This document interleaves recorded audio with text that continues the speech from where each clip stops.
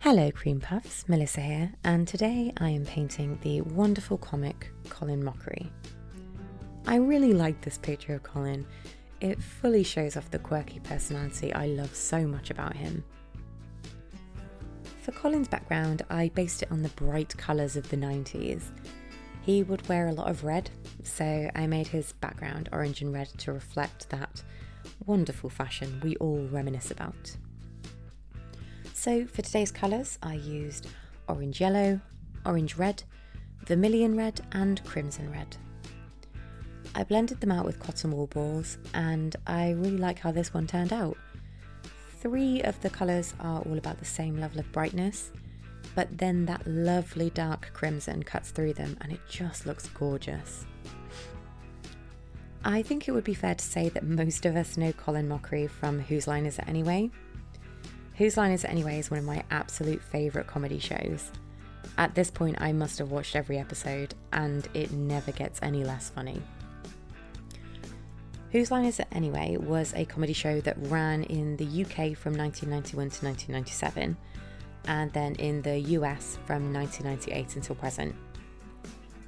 Colin Mochrie was in the UK episodes from season 3 onwards and he was in every episode of the US version. I remember Colin so well. I always enjoyed when he did like that velociraptor during any sketch. He was always so tremendously funny, particularly when he was alongside Ryan Stiles. He had his strengths and weaknesses. He was always excellent in the game Scenes from a Hat, where he would act out scenes based on suggestions by the audience.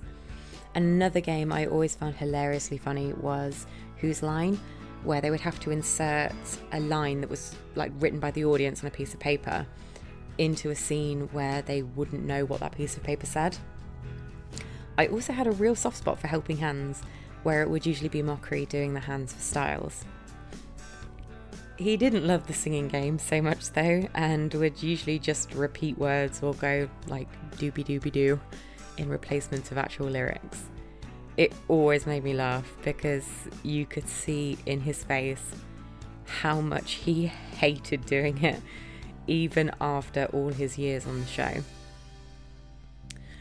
Mochrie has also had many acting roles throughout his career.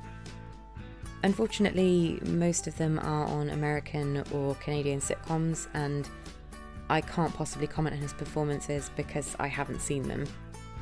However, I have seen him in 2 roles.